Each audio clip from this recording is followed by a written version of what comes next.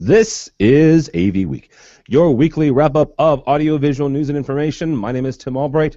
I'm your host. I do hope and pray that you have made it through the holiday season and you are off and running. It took me until about yesterday to fully get up to speed, but that's what happens when you go off the grid for about 2 weeks. So, with us this week is my buddy, my pal, Mike Shen from IMS. How are you, sir?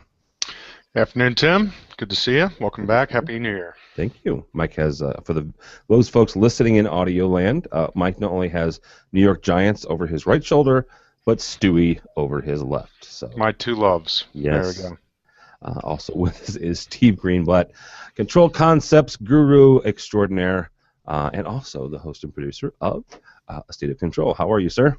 I'm doing great. Great to be on, and Happy New Year. Happy New Year. Real quickly, tomorrow is round 2 of football, and if you've listened to 5 minutes of this program, you know that I'm a big football fan. All three of us are watching someone else. Yes, sadly, yes. Sadly. Steve and Mike are both Giants fans, and I am a diehard Chicago Bears fan. And the day after the season was my favorite day of the year when they fired both the coach and the GM. All right, let's kick this off. There's some really cool, exciting news, at least for me. CES is this week, and one of the best stories, one of the most heart-warming stories. It gives you, it renews my faith in humanity stories. From the folks at Gizmodo, I'm just going to read this title, and I'm going to give it to you, gentlemen. 3D TV is dead. Let's hope smart TV is next is the rest of the story, and then go on to talk about the fact that 3D TV is dead. So, Mike, first let's kick it off with you. Is this a huge? First of all, is this news, right? And secondly, if it is news, why is it dead? Well, it's news, in that it applies to AV technology, and that's about as far as I would summarize it. Why is it dead? It was a fad to begin with. I called it dead when it came out, and I was like, you got to be kidding me. This is nothing new. We went through this in the 50s. It resurged again in the 70s. So what's going to happen in 2033? We're going to have 3D back. I think it's good to get it out of the conversation, because from the pro world, from my side of things, it really had no application for anything that we could see beyond maybe some science and some education. But no, it's nice to kind of get that out of the way, and I think that a lot of the display industry has been latching on to whatever they can sizzle term or sizzle feature, or whatever you want to refer to it as, to try and sell more TVs. So now it's 4K, and then it'll be 8K, and then it'll be 3D 8K smart TVs. So it's all a cycle. Just happens every 10 to 15 years. They reset it. So will it be holographic 3D by 2033 or? That would be cool. I wouldn't mind that. Cool. The old for Star Trek fans, that would just be all over the hologram. Absolutely. Go into the holodeck. Now we're talking. All right, Mr. Greenblatt, is this news, and why, or I guess why is this news? I don't think it's news to anybody, honestly. I think that it never really caught on, and I guess maybe the news is that the plug's been officially pulled, but I don't really think that anybody's going to miss it, and probably other than jokes, we won't be talking about it, or we'll have fondly forgotten about it in a couple of years. All right, moving on. Well, this is probably going to be the last CES story we do. Moving from one buzzword, 3D, to another one, and that's OLED, which I'm a big, huge proponent of. Love it. I've been waiting on it for going on 10 years now to be affordable. LG says that they hope this year, not last year, not 2 years ago, this year is going to be the year that OLED is breakout with. For some reason, they're tying it with Ultra HD, and I don't get that, right? If you're not familiar with why I don't get that, OLED is a display technology, right? It's a light source technology, whether it's transmissive or passive or whatever. It's a way to get the light out there, the color to your eyes. Ultra HD is a resolution. It has nothing to do with getting light to your eyes. So I don't know why they're tying the two together. But you know what? I don't run LG, and I'm not that smart. There's some really smart people. They're also the same smart people that have been telling us for 2 years that this is the year of OLED. So, Mr. Greenblatt, I'm not asking you to put money on this, but is LG right? Is this maybe the year of OLED? I think we've certainly been talking about it for a while, and everybody's had their fingers crossed, and there's kind of been these false starts, right? And sometimes we get some bad news, and you know, whether it's delays or companies pulling out, but I believe that there's enough merit in it that if it can be produced and be cost effective, the applications are there. So it would sound to me like I can't necessarily say that this is the year, but I think that we're certainly getting closer. All right, Mr. Shin, as far as your standpoint, whether that's Pro or Resi, I don't really care where it comes. I guess I do care. I'd love it in my house, right? And so that's kind of what we've been talking about. You can buy an OLED TV. You can buy an OLED for 30 grand. Give Sony 30 grand, you have an OLED. But we're waiting for those prices to come down, and that's kind of what I think LG is talking about with tying it to the resolution. So from your standpoint, is this maybe the year? God, I hope so. Yeah, it's such an amazing technology that is going to launch us further in display, evolution. I think the reason they're tying it to Ultra HD is because who in the marketplace truly understands as a consumer what Ultra HD is? It's people walking into their box store saying, "I want the Ultra HD OLED," because those again are the sizzle words. It's 2 years ago I need the 3D, 1080p, and they don't even know what they're saying half the time, but they know that it's the best. So I think that's LG's marketing, trying to link the two to make it a lingo that puts you in the know. Okay, so you're saying that the kids at Best Buy don't know what they're saying? Is that what you're insinuating? I said box store. I said box store. Okay, I'm sorry. I wasn't being specific on a brand. Okay, but let's be honest. There are no box stores except for Best Buy. I mean, how long I already forgot the name of their competitor. Not CompUSA. Circuit City. Circuit City. Thank you. Yeah. Thank you. Yeah. See, they've been gone so long that I've already forgotten. Could it be that because when tying it to the Ultra HD, this is the first time where people have actually been going out actively looking to replace what has been a working 1080p or HD display? So maybe that's where the opportunity is. There's more people that come into market to say that I want to get in on this stuff. So maybe that is an entry point for the OLED. Yeah, that's a good point. I didn't think about that, and the fact that a lot of these folks. What was it? I read an article on Samsung about what they expect their refresh cycle to be when it comes to displays, and they expect folks to buy them every 2 or 3 years. Wow. The problem with that is you've got these. They're making good product, which God love them. I love them for that, right? I mean, who wants to spend $1,000 every 3 or 4 years? So they're trying to capture more and more display sales by saying, here's this latest greatest thing, witness 3D, right? Like Mike said, it was a fad, and they were trying to capitalize on and get more flat panel sales.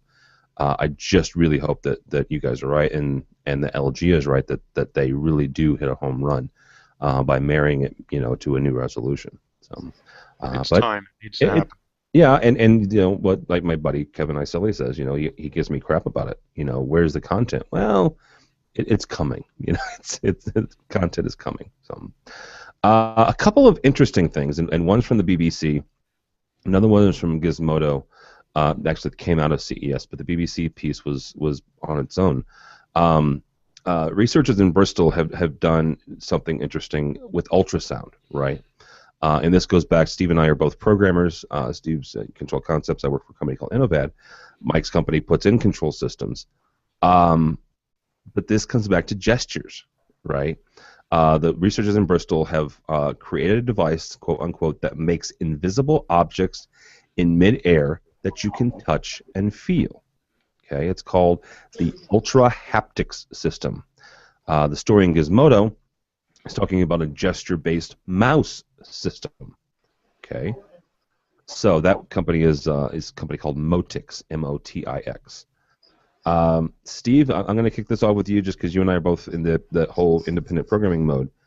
Are we seriously getting to the point, all joking aside, where we could literally control systems and control, lights and whatever with literal gestures?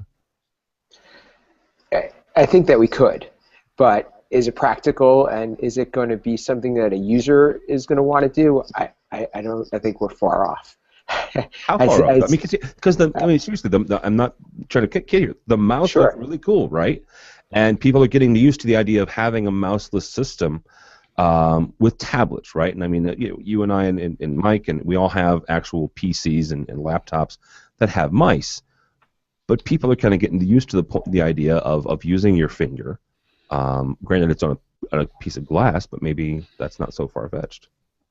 Yeah, and I think that the touch panel has really become the benchmark right now, and everybody, because of cell phones, and that's really, it's not foreign like it used to be. And when we first started doing this stuff, I think a touch panel, the users used to be afraid to touch it, and I can't imagine though that it's going to be so intuitive that they're going to be able to use gestures and in air. I could see they're using gestures on a panel, but and is it natural, and is it something that you're going to be able to know that something responds a certain way by this gesture? I don't know. I have a little bit of trouble with it, and I don't necessarily know. It's even like looking at that mouse. How comfortable is that? Yeah. It's not very ergonomic. I will say that the guy, yeah. the reporter's hands were very, very. Can. Okay, so crazy. This is Tim going off the rails for a second. Can you imagine the programming meetings where instead of saying, when you push this button, that you do this gesture for this, you do, some other, gestures that, to turn off the system, anyhow, that was really stupid. I can't imagine what the gesture would be for help desk. Yeah, see, that's exactly where I was going. That is precisely. And how do you write a user manual for that? You have to write. It would be pictures, right? It would be a picture user manual. It'll read like a sign language textbook, actually. Absolutely. Mike, are we getting to the point where gestures are going to be a thing for control? I think you guys, have it dead on that, there's such an extensive amount of interactivity involved with control systems that you would have to completely learn an entire new language to be able to operate your living room. However, we've seen with Sony, we've seen with Microsoft with their gaming platforms, with their consoles, that gestures can work, and with the millennials and the generation behind them coming up, having those systems and being familiar with certain gestures already that the three of us probably wouldn't even recognize, for being able to turn on a system or start a game or skip to fast forward in a DVD. Xbox Connect's already got that programmed into it, and I've seen people do some pretty impressive things with the Kinect because it's open platform for coding already in the event staging world. So I think that it's closer than we realize, but it's going to take at least 10-15 years to fully adopt and get a generation of people on board. Okay, so let me take you one step further with the Xbox. Not only are they getting used to the idea of gestures, and granted, it's still rudimentary. They're doing some really cool things.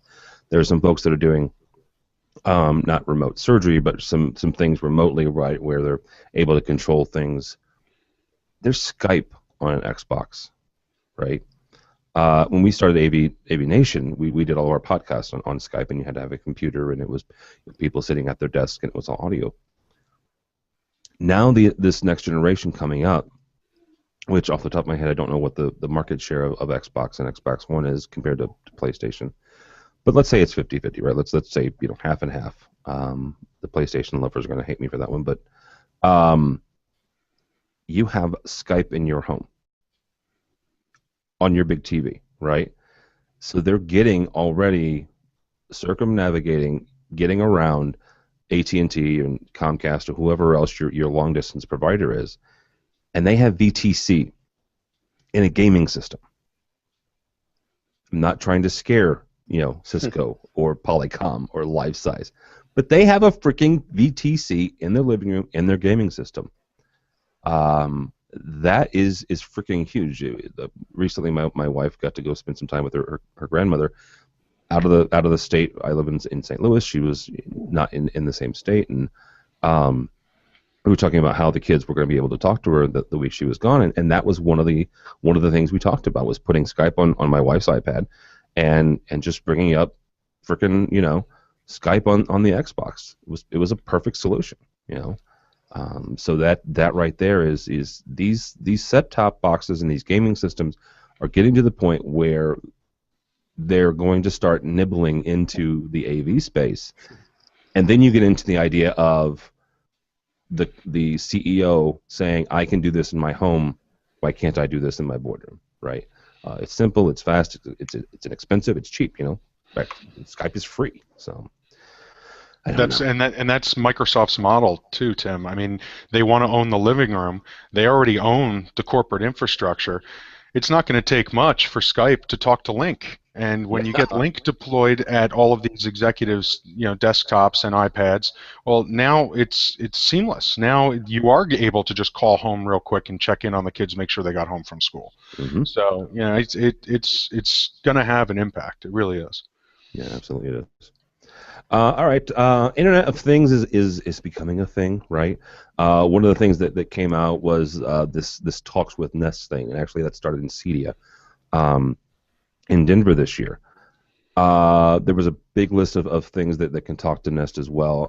One of them is a company that does door locks. Another one is a lighting system that does it. D-Link came out with some more cameras that are more security cameras and stuff. Mike, when it comes to pro systems, right, and we kind of already mentioned the whole I can do this at my house, why can't I do it here? How big of an impact is the Internet of Things going to have, not just the pro environment, but also pro and residential AV, as more and more of these things start talking to each other?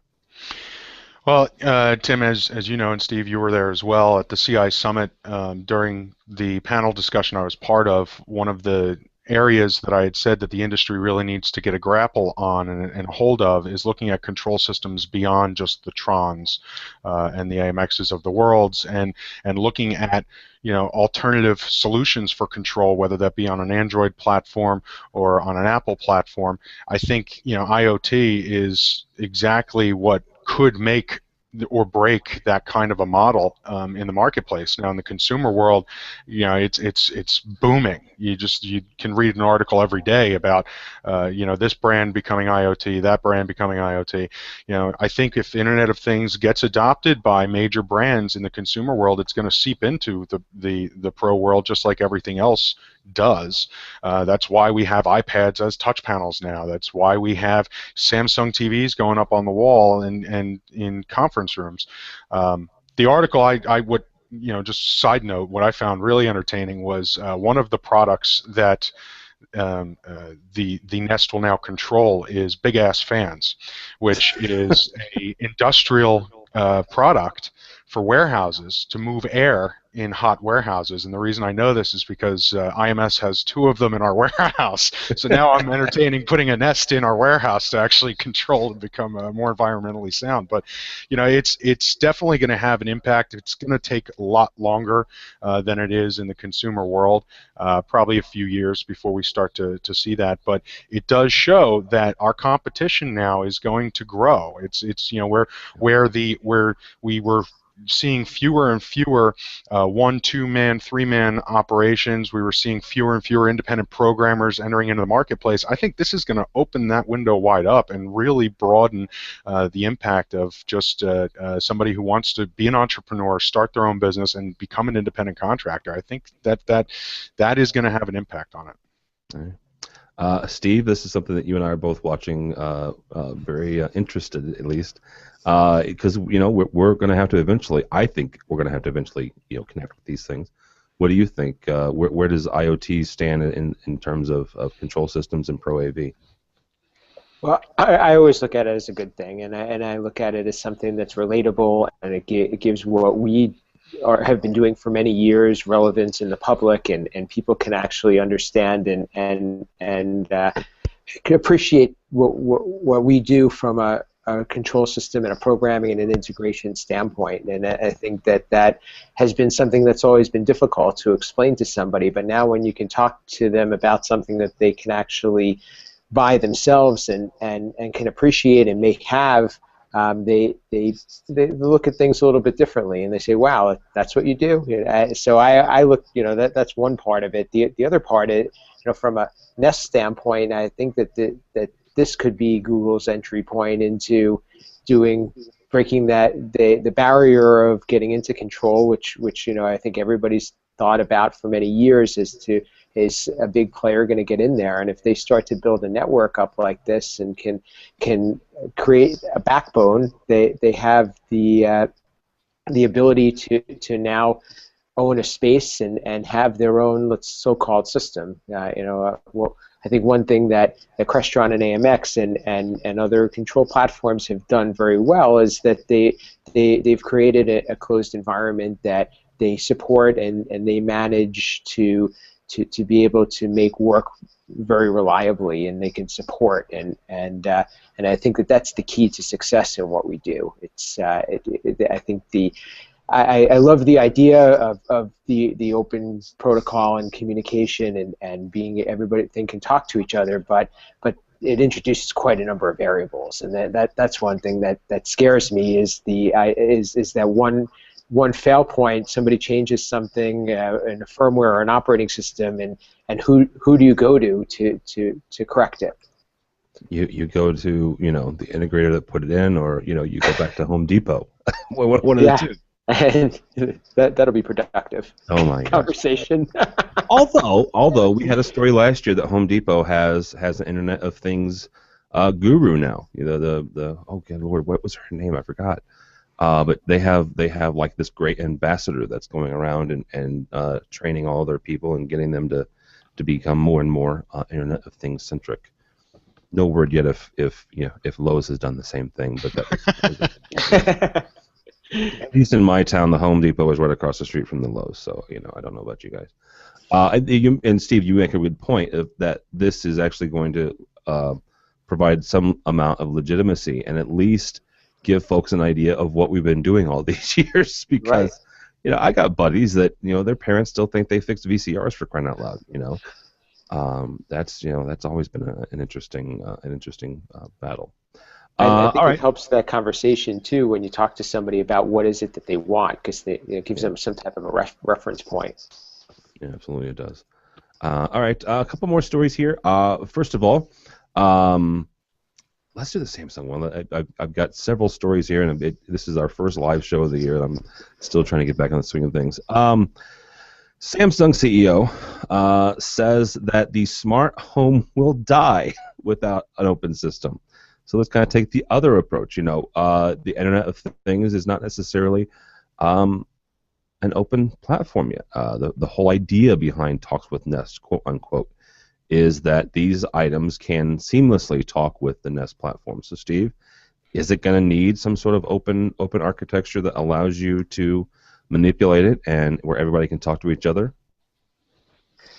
Well, I guess going back to the previous point, it sounds like a good thing, but I think it creates a lot of opportunity for failure, in my opinion. I think the compatibility and following if we have a predefined API and getting everybody to comply, I think is one big challenge, but just opening the door to anybody getting involved. I think similarly to what we do on a daily basis is that if you're not qualified and you haven't and you really aren't trained in what you do, you're going to make what we do look bad. And that's one of the challenges that I face, in that I talk to people that have had bad experiences, and it really makes programmers have a bad name. Well, it does, but doesn't that also give us an opportunity to kind of come in and save the day? Where you let let's call them what's a buddy of mine call them, trunk slammers. That's what they call them. You let them do the bad job, and then you come in and save the day. But I think the trust factor isn't there, and the client's going to be very skeptical. How do they know they're not going to have the same result that they just had? I just happened to and I'm not involved in residential work, but I happened to be at someone's house yesterday, and I walk in the door, and they happen to have a Crestron system, and I got to hear all the things that they like and they don't like about it, and what I tried to point out to them, though, that it's not Crestron's fault. You have to understand why something works or doesn't work, and many times it's programming, and sometimes it's other components, but the whole sum is that you have to be working with somebody who's going to be qualified and be listening to you and provide you with something that is going to be reliable. Oh, don't let them off the hook that easy. Sometimes it is Crestron's fault. So, I love you guys, but sometimes it is your fault. All right, Mr. Shen, is IoT and the whole smart home thing, does it need an open architecture? I'm split on this topic. I believe in open architecture in general, as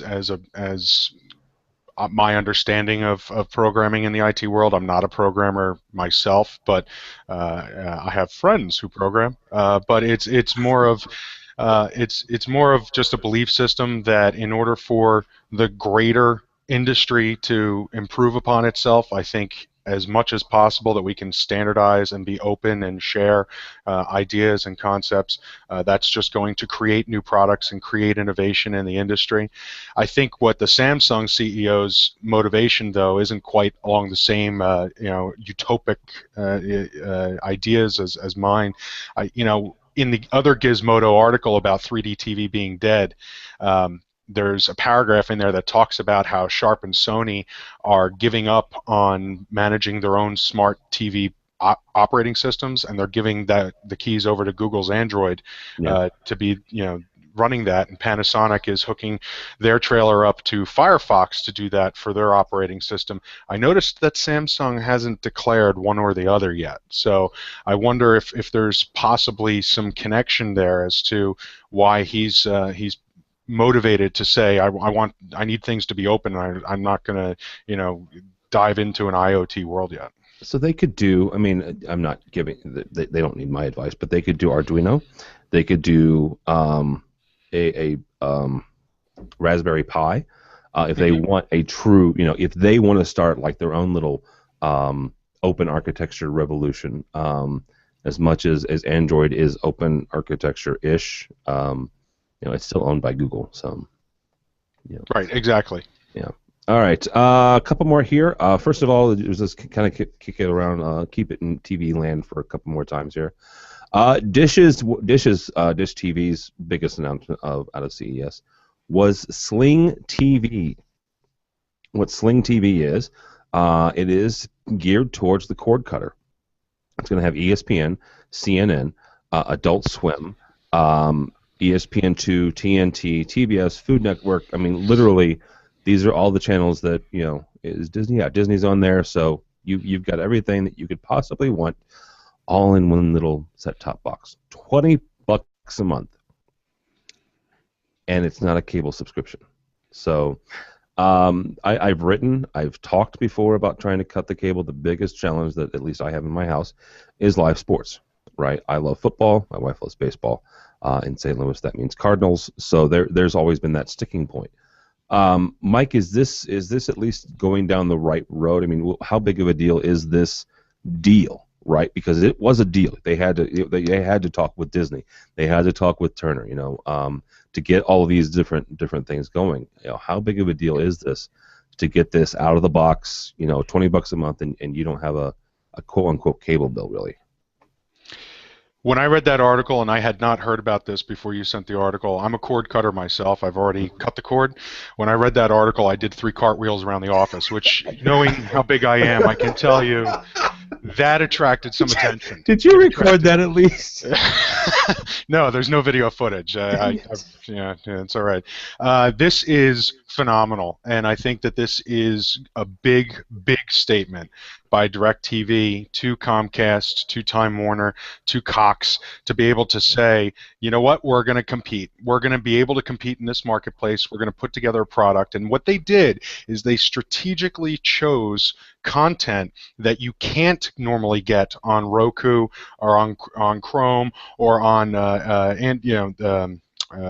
Moxie Box, Amazon, any of them, and Disney's channel on Roku has some preloaded content, but it's not a true representation. ESPN's is news articles. It's not even real. So I think that this is a huge step forward. TNT and TBS huge for MLB. Over the air you're going to be able to pick up on Fox and CBS anyway. So NFL's covered, but I think it's going to really be revolutionary. It's going to show that DirecTV wants to be able to be a player in the marketplace, to not lose these consumers like myself, and I look forward to it. I'm a little concerned over the fact that Disney was able to negotiate on behalf of ESPN to say that they're going to black out for any regional sports that they show for live sports, but that could evolve over time, especially as MLB is going to be streaming, NFL has announced that they're going to be streaming, so there could be relationships that get built in the future. And then the best part about all of this is that it doesn't just have to be their set-top box. You're going to be able to load it onto your Roku or whatever device you already have. So I was thrilled to see that, and I'll definitely be a subscriber for sure. Yeah, absolutely. And I want to point out the fact that I've talked about this before. Disney is one of the 3 or 4 largest media companies in the world, right? So you have to talk to them. I was a little surprised that they arranged this and Apple TV didn't, right? Yeah, me too. Because here's the thing: Disney has Disney, obviously.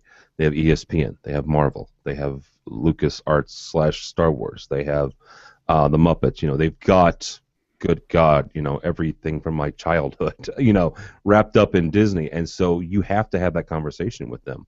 And I would, kudos to them for pulling it off. Steve, from your standpoint, how big of a deal is this? I would agree. I still subscribe to cable, and I think for me sports is a big motivator, and so I think that this is certainly a step in the right direction, and the cost difference is amazing. So if you could still get the channels that you're looking for, and you're going to get your live TV, I think it's a no-brainer. That this is a big step, and it's probably going to knock down some more barriers, and I would imagine that cable is probably going to start to have to reinvent itself, or it's going to get phased out, and some of certainly the younger generation homes. Yeah, absolutely. All right, a couple real quick streaming streaming devices. First of all, Google Chrome, if you're not familiar with that, it's a little HDMI device that you plug into your HDMI connector, and you can stream a lot of things on it. They have announced streaming audio from theirs, and kind of a Sonos type, not Sonos, but a Pandora type competitor to that. And then some of the Google Chrome stuff is they're streaming to actually connected speakers. The other part is that Sonos is adding podcasting. Yay! We like that because it's kind of what we do. Steve, are we getting to the point where where this whole streaming audio thing to speakers throughout the house? And throughout the house, throughout the office, is this evolving and maturing, or are we still quite a ways away to where it's going to be in everybody's house? I think it's pretty affordable now, and the things that you can do. I've had Sonos for a few years now, and it's just an amazingly simple device, and as its capabilities grow, and as the price point comes down, I really don't feel like there's much barrier to entry. I think it kind of fits in the same family as your Nest and your drop cam and those types of things now, where the average person can go out and buy it if it's something that they think adds value to them. And I, I, to me, it makes a lot of sense. I'm surprised that we're not seeing more Apple getting into the mix, and I know that Apple is the apps are available for Apple, but I don't see them having a product like that, and it seems like they're with their infrastructure to be able to connect their devices together. It would make sense to me that they would be also jumping in, being that they're the iTunes and the podcast and that type of thing. I think they were the go-to name that you think of. Yeah. Yeah, I was a little surprised as well, but then you have to have the hardware for it, right? And you have to have the ability to stream to something else. And some folks are tying in to like the AirPlay type things and then grabbing that and then putting it on speakers as well. We talked to a company at Cedia called Rave, not Rave Publications, but a Rave company that makes speakers and they do the exact same thing. They're kind of a Sonos competitor as well. Really cool stuff, company out of Canada. Steve, good lord, Mike, is this are we there yet? Are we evolved enough and mature enough in this technology to put it pretty much wherever we want? Absolutely. I think it's like Steve said, it's affordable. The market entry point is low. I like seeing that more and more products are adopting that platform. I think that nowadays everybody wants to be able to pick and choose what they're listening to at the moment that they're listening to it. So any products that hit the market that allow for choice, that allow for customization of say playlists and what you want to hear, that's exactly what the marketplace is demanding. So I support both directions that the products are taking. Okay. All right. Last but not least, let's tie OLED in with touch panels into control surfaces. This is from our buddies across the pond, innovateonthenet.net. U.S. company Cambrios claims to be able to turn any surface into a touch panel using an innovative liquid containing millions of silver nanowires. An innovative liquid. Steve, you sent me this article, and I about fell out of my chair, brother. Holy cow, there are so many applications for this. I jokingly, kind of a couple years ago, wrote an article about eventually, if OLED ever became a affordable thing. I jokingly wrote an article about eventually being able to paint on a projector screen. That becomes not just a projector screen, but also the display itself. In talking to education, holy cow, they're there, dude. I mean, they're there. How what is the impact of this thing? I mean, is this going to be things where we can take and create all sorts of crazy molds for our clients that you can if you work for Apple and maybe able to pour a mold and make them an actual Apple touch panel?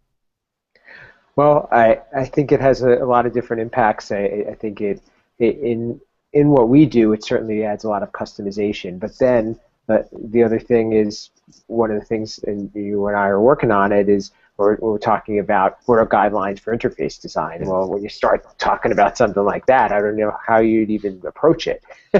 We don't even know what shape or size or dimensions of what we're touching. So that's one thing to be concerned about.